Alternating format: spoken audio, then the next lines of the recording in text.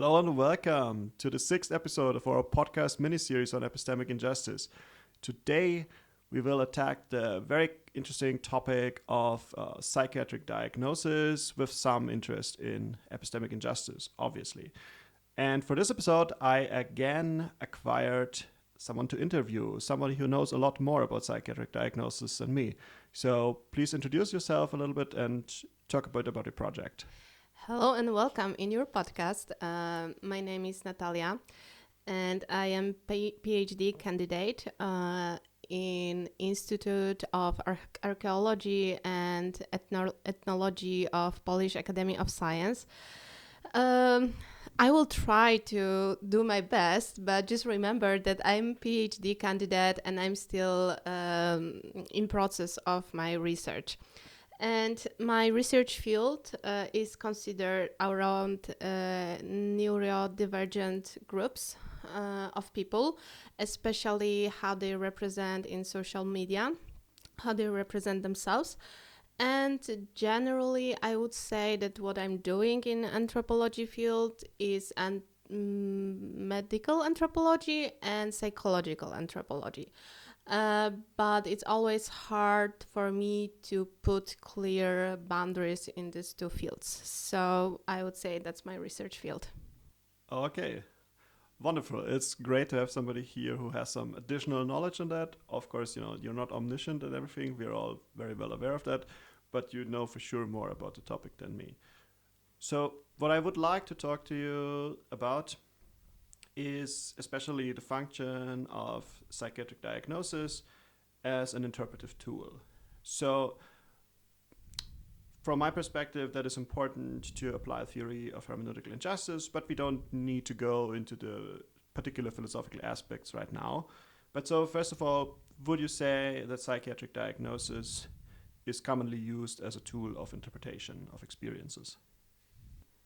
Yes, I definitely would say that psychiatrist diagnosis can be used as a tool for interpretation.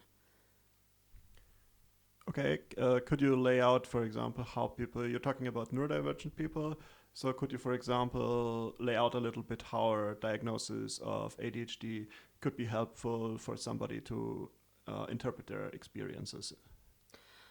Yes, I can bring closer what I experience in my field. And I would say that it's for me on this first level of my research, I made this three points or three kind of groups when it could be a very helpful interpretative tool. But I'm also very scared to say helpful because it also depends on context and everything. But what my interlocutors said first is that, for example, they were considered by their social environment, in school, in their families, that, for example, they are lazy. And they had this label for a very long time, and they consider themselves as a lazy person. Or, for example, messy person or not very organized person. And they thought that it's internal core of their personality, and it really influenced on their not good perspective on themselves. Yeah, like a deficiency of character, right? That would be how they would interpret it before the diagnosis. Exactly. When they received diagnosis of ADHD, they finally start looking at this characteristic features as something which could be symptom of, for example, not proper dopamine level in their minds, brains, or, for example, that they have some deficits and it's not their internal core of their personality. So we have this first group, which people, I would say, it's considered around their characters or personality. The other thing is a group of people who were misdiagnosed for quite long in their life. And for example, they were diagnosed with depression and they were treated for depression disorder for a long time unsuccessfully.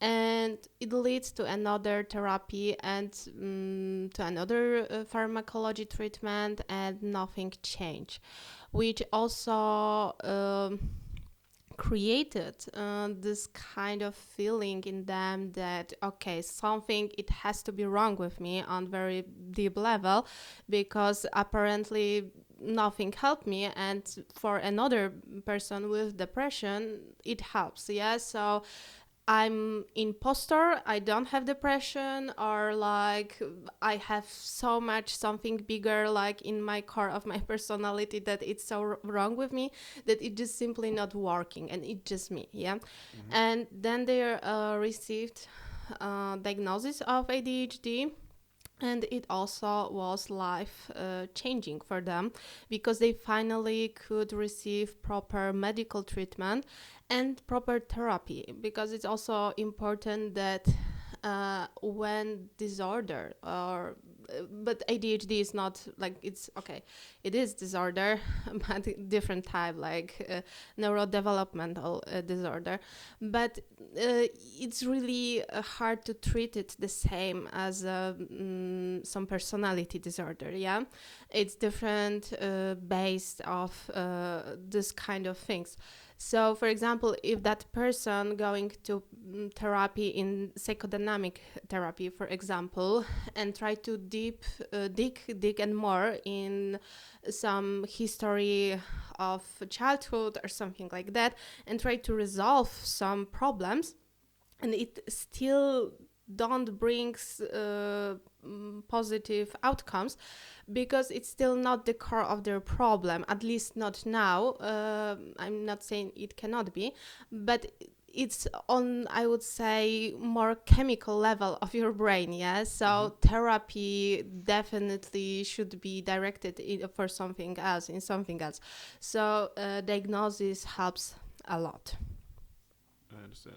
I think some people also straightforwardly reject the idea that it's a disorder, but we don't have to discuss it right now. It's a very thorny issue and difficult topic, but Yeah, I would say it's definitely topic for another podcast. yeah. And We yeah, only have so much time. exactly. But I will just tell about a third group, which is a combination of this the previous one. And when we treat like see ADHD, or like diagnosis as not just ADHD but psychiatric diagnosis as a interpretative tool, it's a group of women who were diagnosed in their adultness. And it's important because at least in Polish discourse, it was a long time in history, this perspective that ADHD it's mostly for children, of course, but also for boys. And a lot of these women, and it's also a huge part of my research, start discovering in the adultness that they have ADHD. They receive diagnosis, and it changed their life. Yeah, on this, because a lot of these women consider themselves as lazy, or consider themselves that they have depression, and ADHD change a lot. And I'm not saying that it's again some magical interpretation tool which changing everything, but it can direct your life. And I have some stories from my field research that it finally clear some perspective for these women, and also was empowering for them, because it shows that their struggle, whole life struggle, which even they struggle with the system and with particular doctors, that they were true about themselves in some point. Yeah, that they know that something is maybe wrong, but not wrong with them, but something wrong how people describe them. Okay, that's very interesting. You mentioned that it can be difficult for certain social groups in certain countries. I don't think Poland is alone there to receive a professional diagnosis. So because of that, and also because of the material costs of acquiring a diagnosis from a professional, the phenomenon of self-diagnosis has become more and more common. I think it's also connected, I believe, to the rise of social media and the construction of communities in social media. But maybe you can tell us a little bit about self-diagnosis, how it looks like, and why people do that. Of course. I would start from the core of description what is self-diagnosis, because I would say that now in research science, the most papers about self-diagnosis is in philosophy, I would say. Definitely self-diagnosis in some mental disorders, not like illnesses. And I would say the core of explanation there, what it's self-diagnosis, is that you applying diagnosis to yourself without the involvement of a professional. Exactly. Yes, but I would say that I would start from the beginning, because maybe it is simple to kind of make clear difference what is medical diagnosis and what is self-diagnosis. But when you look closer, like, it's not when you we look at self-diagnosis as a process, you will see that this definition is not applied entirely, because person who start consider herself that I will now talk she, because it's my most common right now experience from the field. Yeah, of So course. when she start consider herself that she could have maybe ADHD, I would say it's still not applying diagnosis. Uh, I would say it's applying some symptoms. And I would say it's also very different, the diagnosis, because people from the beginning of, as they would be grouped as a self-diagnosed, they're very unsure. That's my experience from the field, that they are not sure. That's why they try to search another group of people who have similar experience. Now maybe I will just try to bring a clear example of it. So, in my research field, I had some women who her experience were like that, which I would say it's kind of a path which we could say that she's self-diagnosed, but I would like to present how she reached that point that we can call her like that. So she started with very not clear predictions that she could have ADHD. And these predictions don't just start in some social media, but she heard it from her therapist. And therapist said, I think you could have ADHD.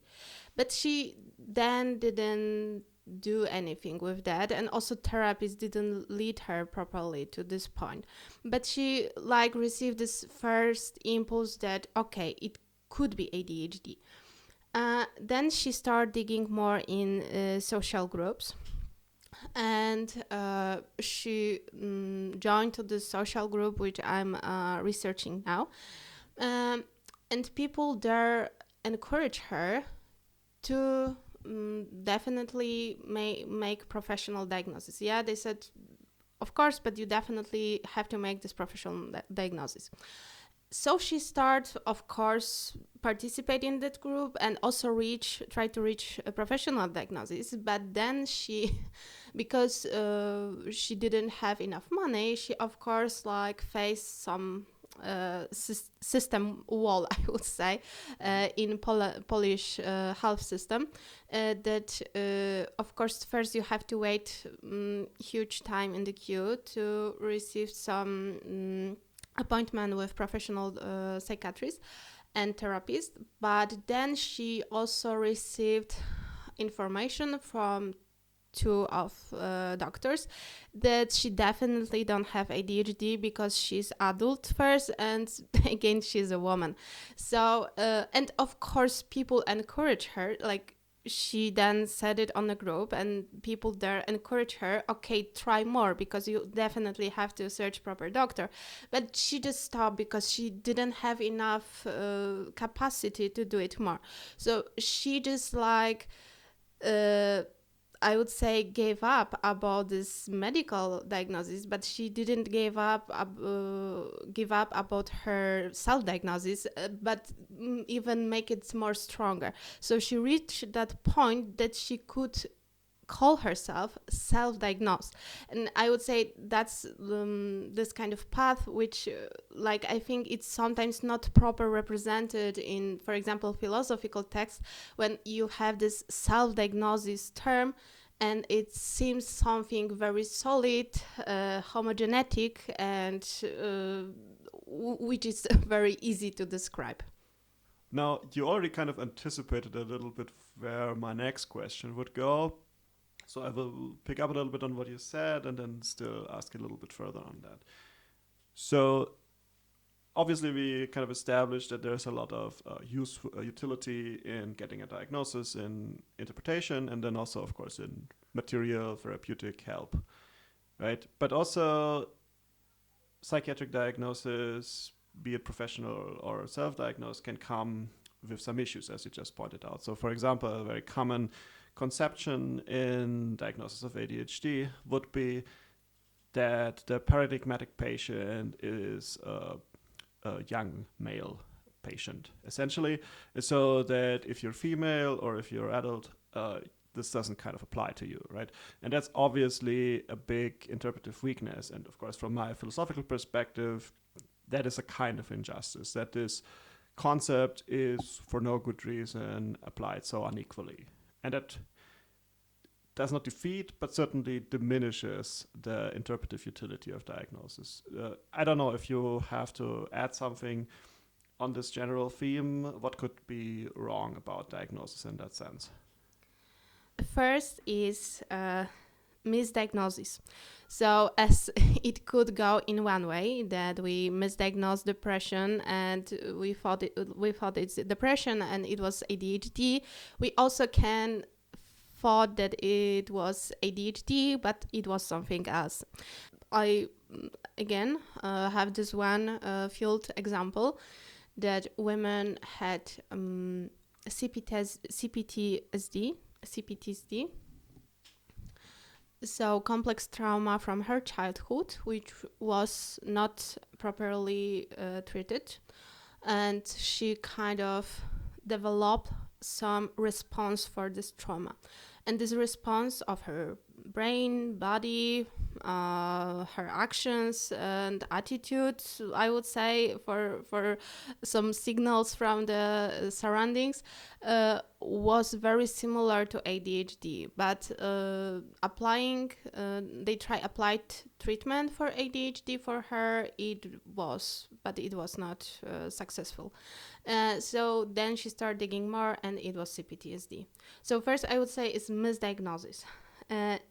The second thing why psychiatric diagnosis could be not proper interpretative tool is to use it too much. And again, I had this story, a field story, that when this one woman received her ADHD diagnosis, then she kind of stopped seeing herself as a like person with her own features, like something which like we have like as a person, yeah, something which she kind of over identified with exactly, the diagnosis. thank you. Exactly. So now everything she start treating as a part of ADHD, which was very hard for her because she kind of lost core of herself and also her identity. So she said that it mixed her mind, yeah. And I would say so. The second kind of not proper interpretative tool would be use it too much. And third one is that not everybody, when they received diagnosis, for example, of ADHD, react nice about it. It happens that especially women in my research field reacted on that very poorly. So, for example, they consider themselves as a disabled, as a sick, or kind of with life sentence. I don't know how to properly said it. I'm sorry. Like so this what they discover now, it will be with them to the end of their lives. And of course I would say that it's also because of the huge narration around. Yeah, it's very hard to distinguish what it's like your own thought in this whole thing and what it's like kind of what you hear from the outside about it. Yeah. But I'm just kind of see what is outcome from it, that this woman felt really bad about it. Yeah. So that I would say is like third thing or point why psychiatric diagnosis could be something wrong with it as an interpretative tool. Okay, that's quite interesting, right? And again, of course, it is not to take away from the utility or the benefits that can come with diagnosis. So now we were mostly focused on the aspect of professional diagnosis, or at least that's how I understood it.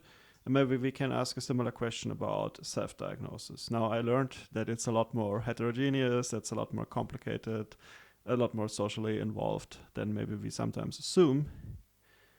But maybe we can also say something what particular problems or risks of involved in self-diagnosis can be.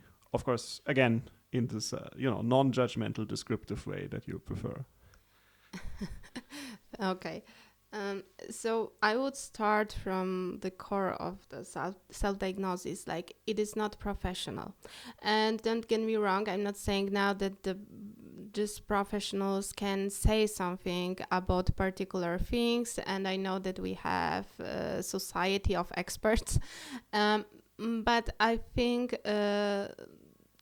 just self-refer to something, you need like third person to be more sure about your condition. And I would say now it's my more personal opinion about that.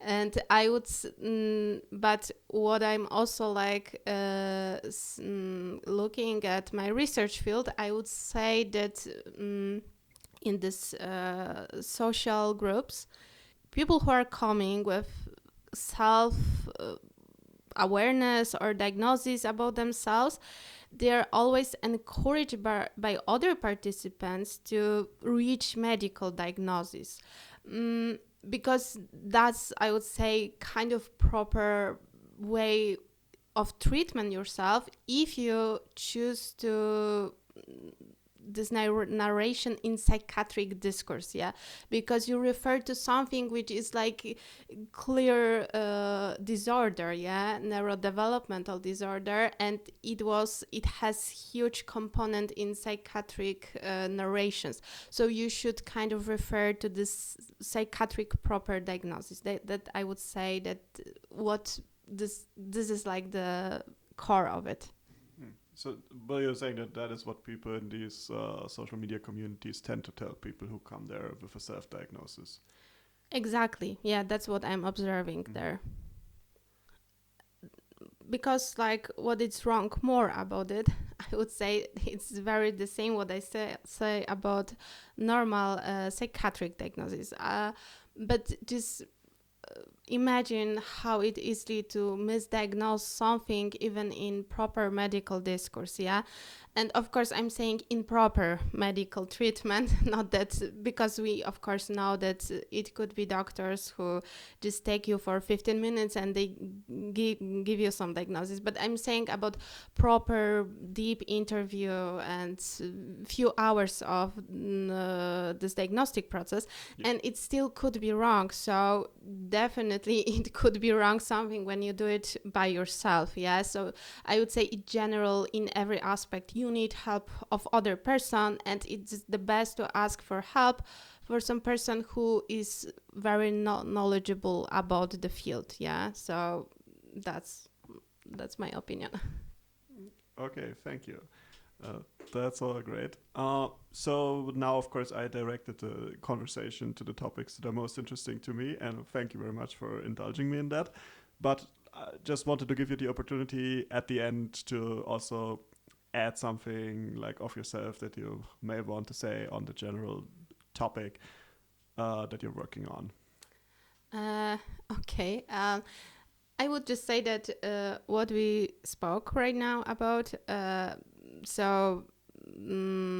psychiatric diagnosis as an interpretative tool, I would say is a small piece of it which I'm interested about in my research field. And I'm also interested in psychiatric diagnosis as a tool of identity yourself, identification maybe, which is quite different than interpretative tool, but of course it would need some more explanation. Also, psychiatrist diagnosis as a economical tool, also as a empowering tool. So I would say that what I'm research has a lot of layers, and it's of course one part of it, but it definitely needs some more podcasts to explain everything properly. Oh, of course. And I assume that our audience is aware that on this podcast, we are very interested in epistemic injustice. But as I mentioned on previous episodes, there's a lot of things that are connected or related to the issues that we are looking at from the perspective of epistemic injustice. And there's always more to say, especially, I would say, on the material angle, which we are kind of screening off in this discussion. But we're always very painfully aware how important it is as a consequence and a source of epistemic injustice as well.